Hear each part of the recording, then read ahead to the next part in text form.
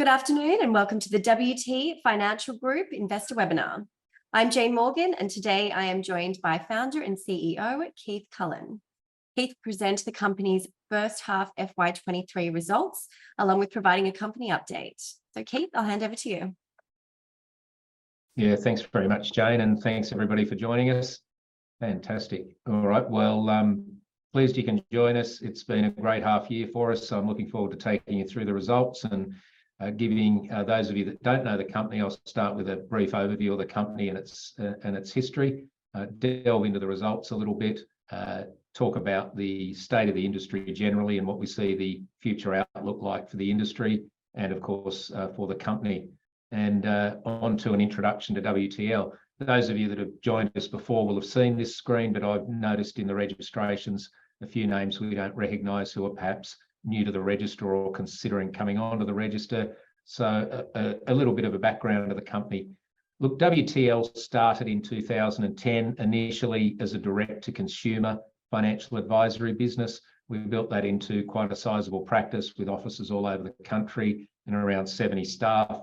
We built a terrific offering for consumers, both wholesale and retail clients that included not only financial advice, but also accounting and tax services and mortgage brokerage, estate planning, etc. And look, we had a strong dividend history, particularly for a micro cap in our first few years, paying out around $7 million in dividends. In 2018, we took the strategic decision in the wake of the Royal Commission to really change our focus from direct to consumer into, or B2C, into what you would call B2B services in the financial advice space. And by this, I mean licensing, compliance, education, training and technical support, practice management and practice development services provided to advice practices that are independently owned but operate under our APL, under our AFSL.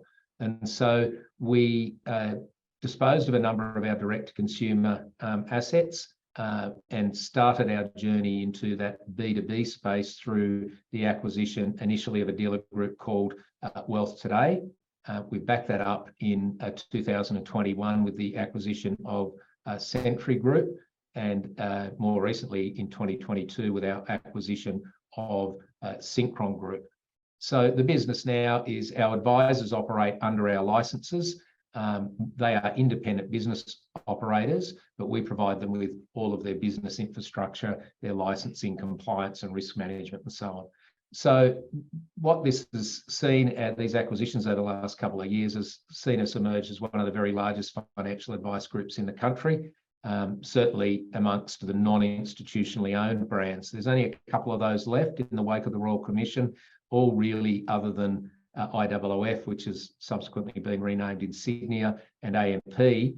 All of the banks and the larger insurers have exited that dealer group space, which is where we sought to be counter-cyclical and enter the space. So we've now emerged with, as one of the largest groups in the country, more than 400 advice practices that we support, who collectively are managing now or advising on around $18 billion of funds to wholesale and retail clients, and very significantly have a $360 million or thereabouts in-force annual insurance premium book, and the network writes about $25 million a year of new insurance premium sales. So the structure of our business goes as follows. WT Financial Group is the listed entity. Those dealer groups that we operate are Sentry, Synchron and Wealth Today, and we continue to operate those brands, but what we've done is we brought those businesses together and we're providing all the services to them under the Wealth Advisor brand that you see there. So where we say B2B advisor and licensee services, that's a new product stream that or a service stream that we're taking out to the market to other dealer groups and to self-licensed practices. That is going to enable us to leverage new revenue streams out of the back office supports and services that we're providing to our Sentry, Synchron and Wealth Today groups. You'll see there our Spring Financial Group logo. We retain those B2C operations, albeit on a much smaller scale now. So that's a nutshell sort of 5-minute overview of what the company looks like and how it's structured. Jane, if you could flick onto the next screen. Let's talk about where we earn our revenue from. So a number of sources. All of the advice practices in the group pay us base fees on a monthly basis. So they're contracted to us under what would be known as corporate authorised representative agreements. They're paying us base fees on a monthly basis for the critical supports and the licensing that we provide them.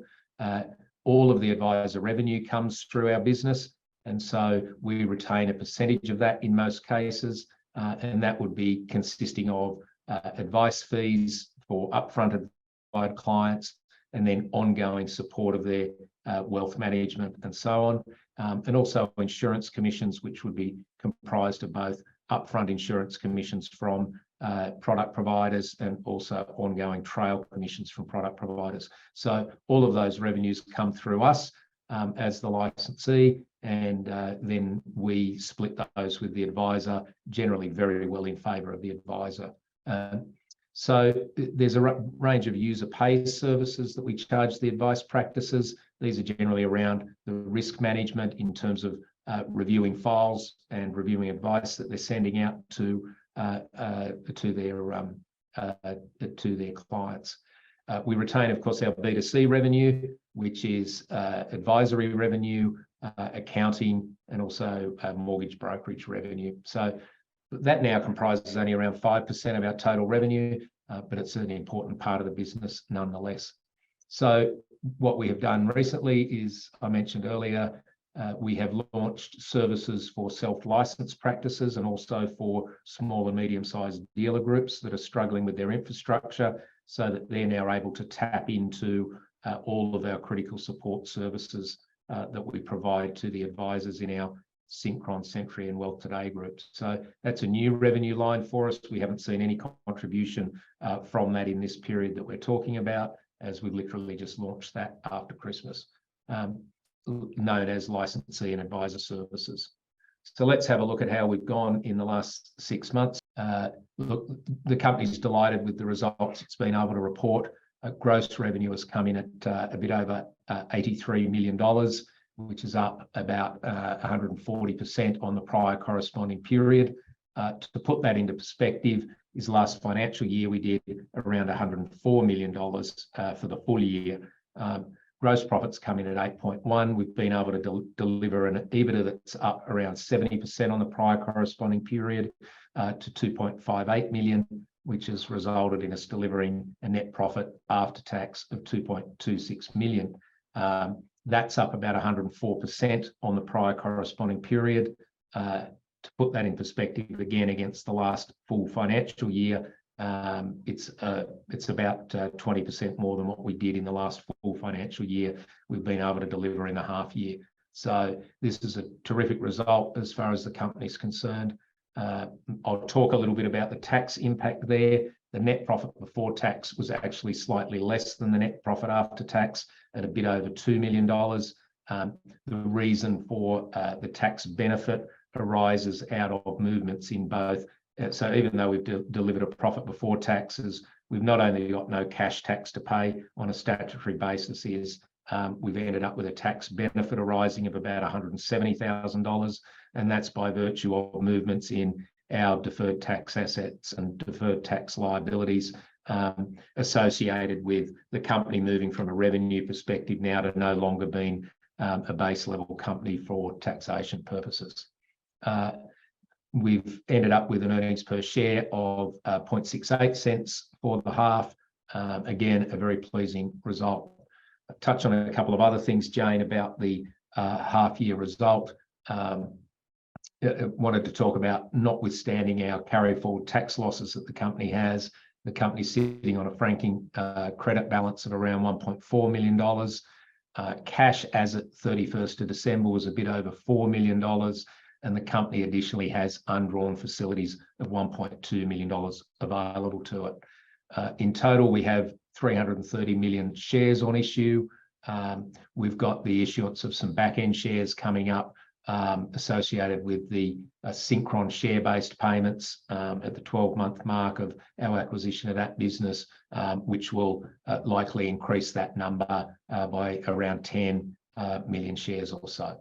I get asked a lot about what the state of the market looks like from a financial advice perspective, and my answer is always the same. The demand-supply equation is well in favour of the sector, of the profession, and will remain so for quite some period of time to come. We've seen a reduction in advisor numbers as the industry has moved towards much higher education standards over the last few years. Some within the industry love it, some within the industry hate it. It is what it is. The significant shift in qualifications required to be an advisor in Australia has seen a lot of advisors exit the space, as have a lot of salaried advisors from the banks and others exiting the space. So advisor numbers are down, yet the demand for advice continues to grow and grow significantly.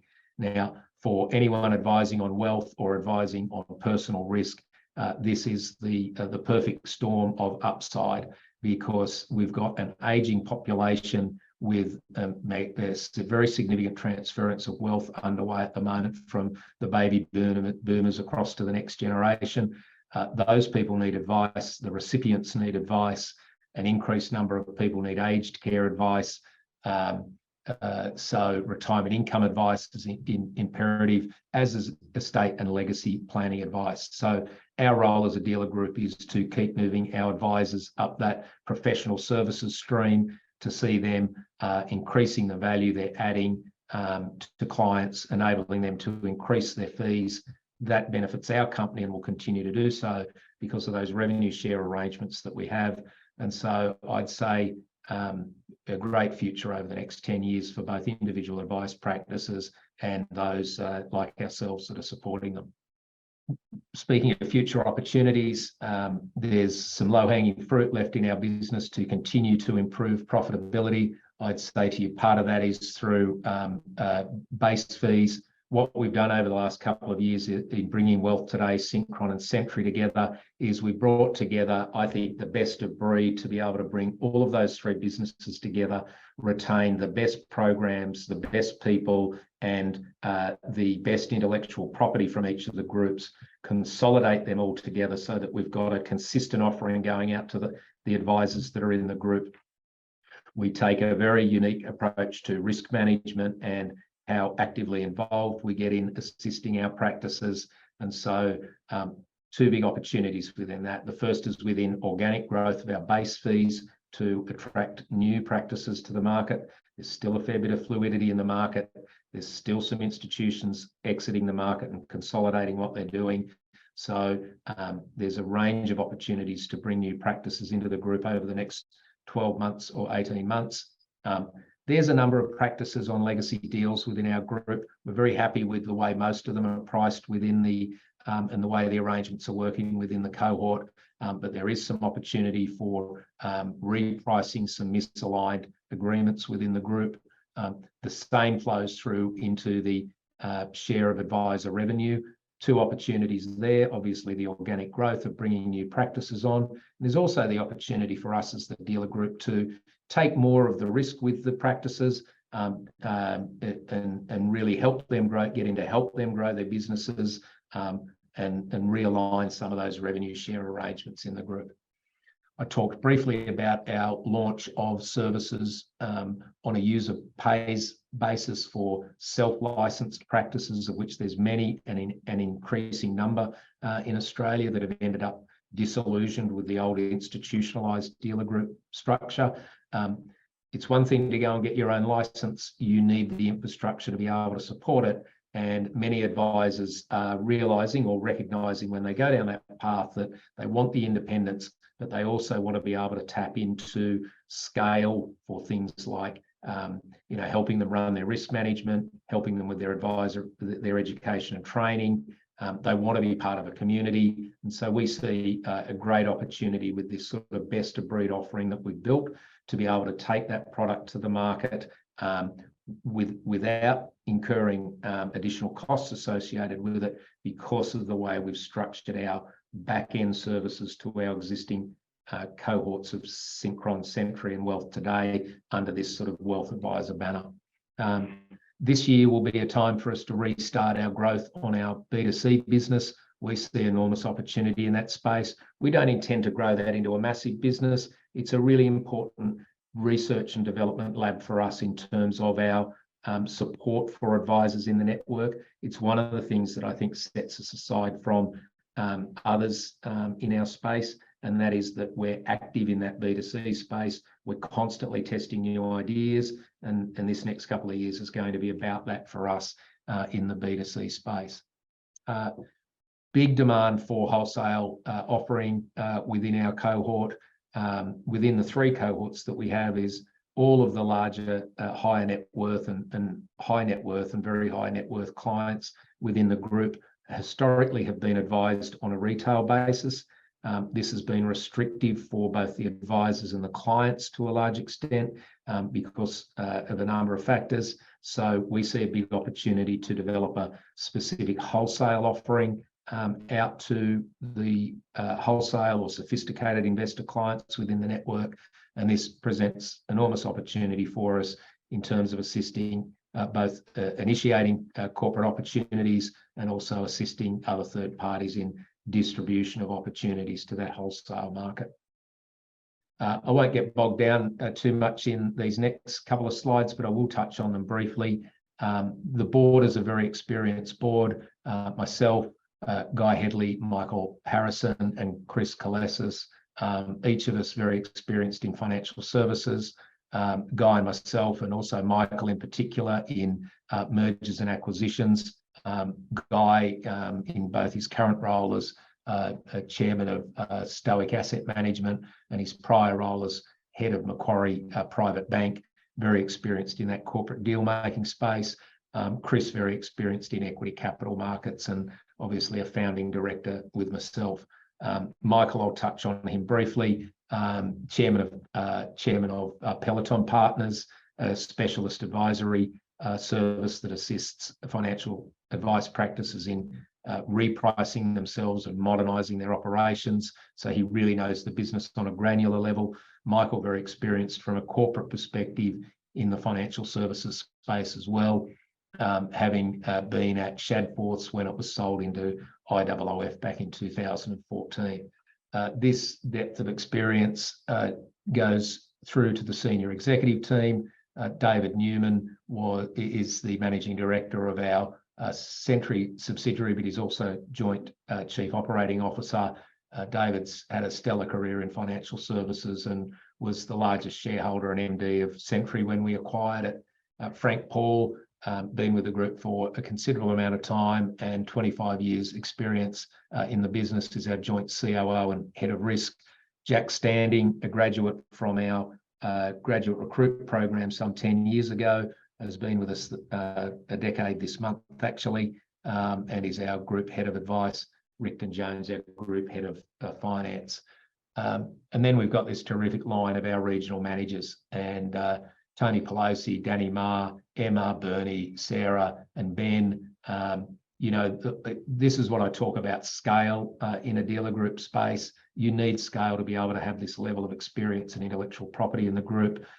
Each of these individuals has an incredible amount of experience, and their key role is to support the advice practices in the network in developing their own businesses, growing their own businesses, which in turn helps us grow ours. So we've released this deck to the ASX for anyone that hasn't got a copy, if you'd like to read more about that team.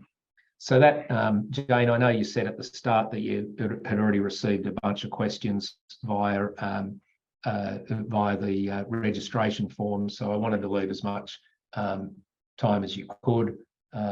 So let's delve into those questions. And obviously, if people want to put stuff into the Q&A box, they should feel happy to. Yeah, thank you for that, Keith. The Q&A button can be found at the bottom of your screen if you've got any further questions, but I will jump into it now. So there's a lot of talk about rising costs of advice, making it uncommercial for many consumers. So how are you dealing with what sounds like an impediment to growth if less consumers can afford advice? Yeah, look, we've seen a lot talked about in this, Jane, and if you look at the quality of advice review that's been conducted, well, it was launched by the previous government and was continued and then completed by the current government. The whole thrust of the quality advice review was to look at trying to find ways to make the delivery of advice more affordable in Australia, which would make it more affordable for consumers. What's driven that has been the incredible increases in the cost of operating financial services businesses over the last decade. They have primarily been driven by significant increases in both education standards and the overall daily compliance burden that is placed upon advisors around a lot of it being around what advocates for that increased compliance burden would say was around consumer protections. That's all fair enough. This is the regulatory environment we live with. Advice is more expensive to provide, which means advisors need to charge more for it, and that's what's been happening. This has left hundreds of thousands of Australians not being able to afford, millions of Australians not being able to afford advice. And I think from a societal perspective, that's a big issue, and the government's very right to be looking at ways of addressing that. But I won't say that it's an issue for advisors, and it's not an issue for businesses like ours, because in this move towards becoming a profession, as people keep talking about within our industry, we're driving our prices up. Now, the beauty of it is less advisors, higher prices, higher demand.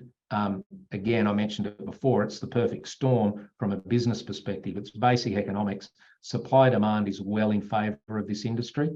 Now, that mightn't be music to the ears of those wanting to fix the societal problem, but as business operators, it's not to us to fix that societal problem. It's us to run profitable businesses, and there's plenty of consumers out there that are prepared to pay and pay well for the services of professional wealth managers and for risk specialists to help them manage their personal risks. So it's an issue. But the way the supply-demand equation is working within the industry, it's a very good time to be an advisor. Advisor numbers are down and they're not being replaced. So I touched on before that transference of wealth that's happening. It's halcyon days, I think, for the next 5 to 10 years. Thank you, Keith. That actually brings me to the next question. So you mentioned that advisor numbers in the industry are well down on previous highs. Do you think that decline has stopped? And if not, when will it? And what impact does this have for you if your advisor numbers drive the revenue? Well, look, advisor numbers are one driver to revenue, but it's not the primary focus. I see, and look, perhaps we've been guilty of it in the past ourselves as crowing about it. I've even been talking about it today in terms of 400 practices.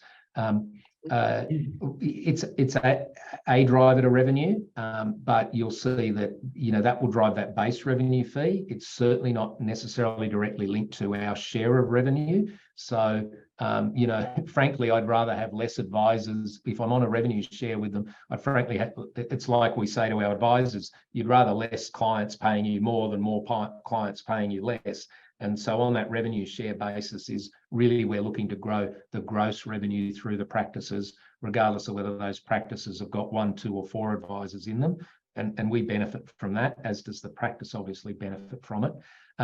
I don't think advisor numbers have bottomed out. I mean, we've seen in the last couple of years, even pre our acquisition of sort of Sentry and Synchron and certainly post, as we've seen, if you like, we've been victim ourselves of a lot of those older advisors leaving the industry because they just haven't wanted to deal with the increased education and compliance and so on. They've sold their businesses a lot of times within the network, but that's sort of lost. There's been a net loss of advisor numbers, and that's sort of been right across the board, I think, in the industry. And we've seen other advisors where the wealth management might be an adjunct to their accounting business or to their mortgage brokerage business and so on, or personal risk might be an adjunct to their mortgage brokerage business. We've seen some of them sort of throw their hands in the air and say, we don't want to deal with the increased education standards as well.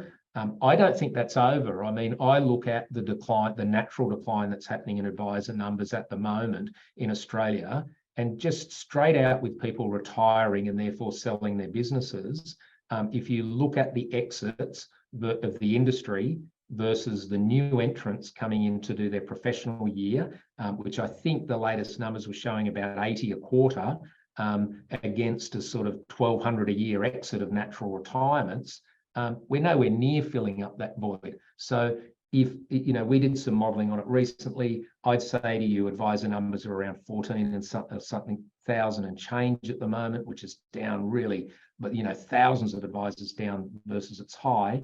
And I'd see that our modelling shows it's going to bottom at about 12,000 advisors. Now, you can look at that and say, well, that's terrible. I look at it and say it's, you know, from a business perspective, it's fantastic, because our business is about growing advice practices and helping them grow their businesses and become more profitable, and in turn becoming more profitable ourselves. And I just see that supply equation is terrific. Now, look, in my heart of hearts, I've got to tell you, I'd like to see a way to fix the social problem of advice becoming unaffordable.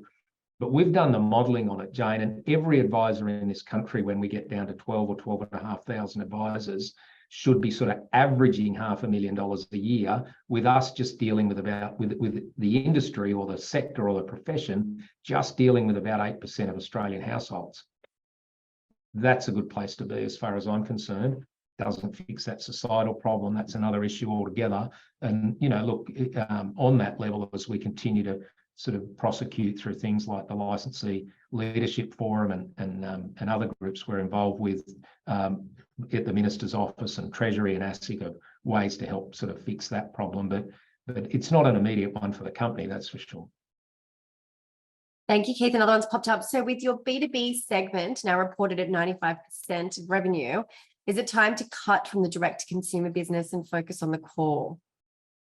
Look, it's a good question, and we get knocks on the door every day in terms of people wanting to buy that, what is really sort of now a couple of $1 million a year advice, accounting, tax, mortgage business from us. But there's absolutely no way we're selling that business anytime soon. It's too important a research and development lab for us. As we've had advisors come to us over the last couple of years that have come from other networks or have been talking to us about joining from other networks, a recurring theme has been that either their existing dealer group has forgotten what it's like to sit in a room with clients every day and to sit in a practice and build a practice, or they never knew it. And so this is one of the things that really culturally sets us aside, I think, from other groups is, we said long ago, built by advisors for advisors.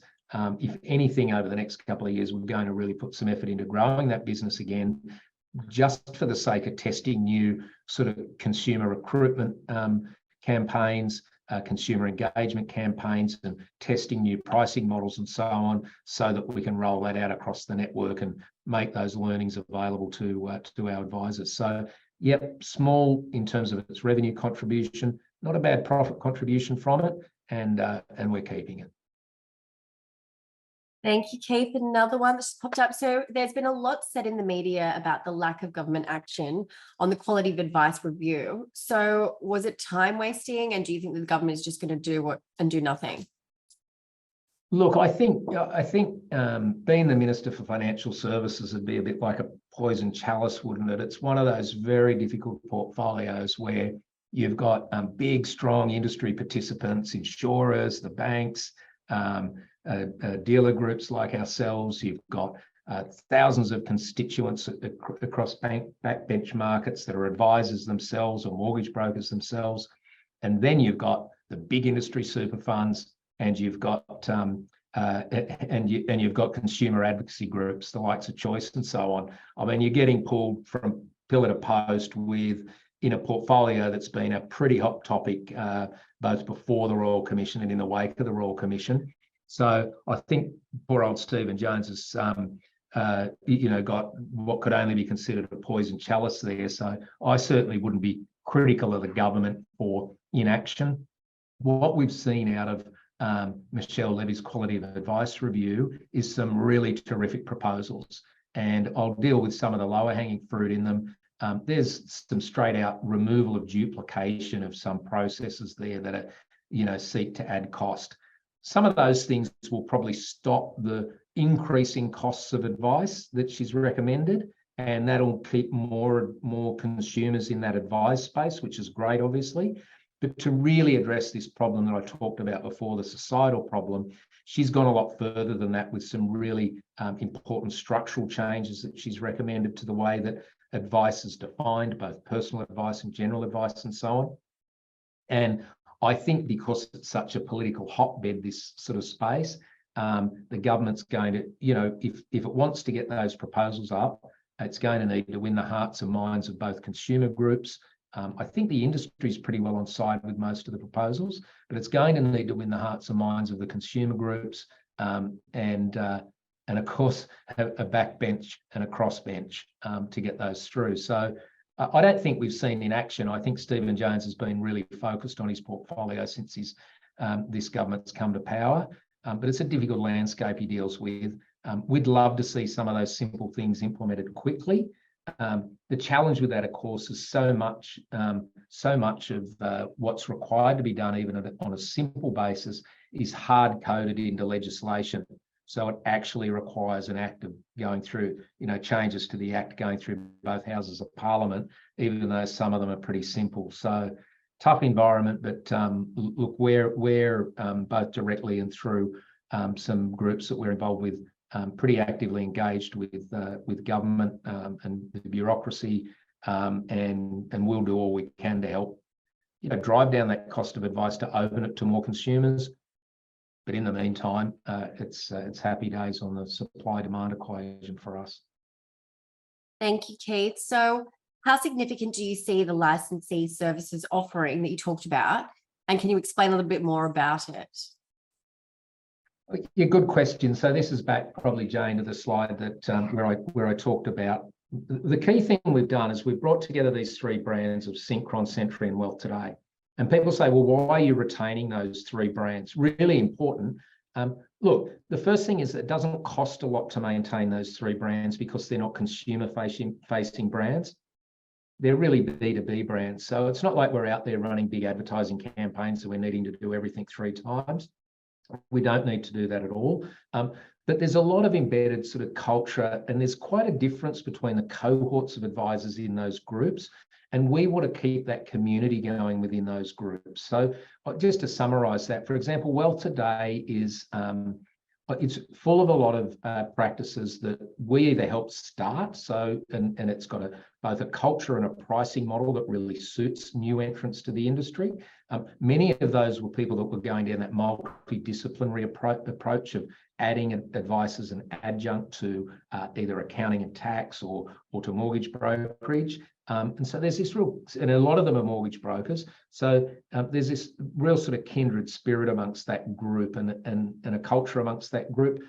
When we look at Sentry, it's really predominantly multi-advisor practices that are very focused on hands-on investment management as their journey to helping their clients with their wealth. And that's a real cohort of advisors that complement each other and get together in groups all the time. And then within Synchron, look, I mean, from a wealth management perspective, it's I think close to the biggest sort of funds under advice within the business, but it is a massive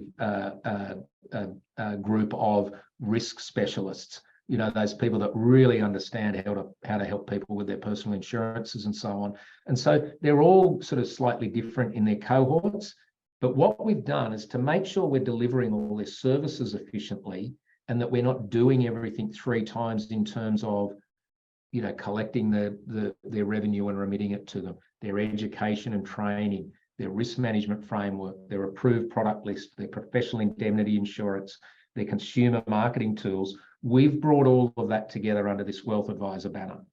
And that's what's enabled us to really deliver the efficiencies in the business and drive profitability in the business, while also providing a best of breed to the advisors in our group. Now, having done that, that's what we're now taking to market, because there's all these advisors out there over the last few years that have got sick of their dealer group and thought that the best way to solve that problem was to go self-license. So they've gone and got their own AFSL. There's still hundreds of those a year moving into that market because they're sick to death of the dealer group they're in. They're sick to death of commercial interference in their businesses. They're sick to death of all the things that some dealer groups do that we're proud that we don't do. So they've marched off into that independent space. Having done it, now they need to solve for their education and training. Now they need to solve the scale of even things like dispute resolution. How big will it be from a revenue opportunity? I don't know. The great part about it for us, it could be anything, Jane, to be honest with you, or whoever it is that asks that question, could be anything. We'll let you know after about 6 or 12 months. The great part about it for us is very low risk in moving into that space, because what we're doing is we're leveraging the infrastructure that we've put in place already. So we're excited about it in terms of what we're going to be able to do with self-licensed practices. And time will tell whether it ends up being a meaningful contribution for us. Thank you, Keith. So this one's come through a few times, actually. With a solid profit, why is there no interim dividend? And when can shareholders expect to see one? Well, look, the first thing I'd say on that, actually, Jane, I think I'm not sure if we ended up with a slide there in terms of the makeup of the shareholders, but if you have a look at our top 20, you'll see there's a lot of board and executive ownership there. I think we've got about 35% board and executive ownership of this company. So I'll say there's nobody more motivated than your board and executive and the management team within the business to get us back to that point. But prudent capital management's a really important part of what you need to do as a micro cap. And so this has been a great result. The board determined that it was prudent not to pay an interim dividend. We're very excited about getting back there, and our goal is to get back there for the full year. That is for certain. But it won't be a dividend for dividend's sake. It'll be dividend if we see that it's prudent in terms of the capital management of the business, but it's certainly a very high priority for us. Thanks, Keith. So do you envisage further consolidation in the industry, and is the strategy still to pursue acquisitions? Look, I think there will be further consolidation. There's likely to be, I mean, look, just to put it in perspective, we've made sort of 3 acquisitions across the last 4 or 5 years that have come out of preliminary due diligence on 18 acquisition opportunities. So that's just to put it in perspective in terms of the number of acquisition opportunities that have been out there from a dealer group perspective. And there have been all sorts of different shapes and sizes. We've done very deep dives into about half of that number. So that sort of says to you, well, there's more consolidation coming. Whether or not it's not something we're pursuing. It's no longer part of our corporate strategy. The corporate strategy was to build a business that had enough scale in it to support that intellectual property and that range of services I talked about before. We're there now. We're profitable now. It's now all about, you know, increasing the profitability of our underlying advice practices that are there, and in turn increasing our own profitability, growing organically, and looking at some of that low-hanging fruiting growth that we're talking about. Now, with that said, opportunities continue to come across our desk, and we'll view them on their merits. So we won't rule it out, but it's not a necessary part of our strategy going forward, nor is it really a priority for us going forward. Where we're seeing a lot of consolidation, Jane, is also in the underlying practices. There is a flood of private equity coming into Australia out of the US and out of Europe to fund partial acquisitions of advice practices, and there's debt capital becoming available again. The banks are turning their minds back to advice practices to fund good practices in acquiring their neighbours, and so we expect to see a lot of continued M&A activity in the underlying wealth management businesses, which just, you know, that flood of private equity coming in from global markets just shows to you we're not the only ones that see that supply-demand equation going the right way in the next few years. Keith, another one's coming through. So what are your key differences to your listed microcap peers, like Sequoia, Centrepoint Alliance, and others? Well, look, I think we're all the same and all quite different. Probably the closest we'd look like would be Centrepoint, I'd say, in terms of its real focus on advice practices without having so many different adjuncts to the business. I think Diverger and really its primary driver is probably that accounting sort of training business it has. Sequoia is a very diverse business with sort of stockbroking in there and its television and channel thing with FNN. Originates a bit of its own product. So we're all the same but different. I'd say from a dealer group perspective, the primary difference is probably a cultural difference of us really. We say in our positioning statement that we put advice is at the heart of everything we do. And it really is we get very involved in the creation and development and delivery of advice with our advisors. We don't commercially interfere and try and, whilst we've homogenized our offering on the back end to get the efficiencies, the last thing in the world that we want to do is try and homogenize advice practices. So we minimize commercial interference. We maximize risk management within the businesses to help them build their asset value, and we sit on the same side of the table as them. So I think it's a cultural difference within the dealer group as probably the biggest difference, Jane. Thank you for that, Keith. I've just had a little bit of a technical issue with my mouse here, and I can't actually use it at the moment. Do you mind just pulling up and seeing if there's any other further questions that have come through?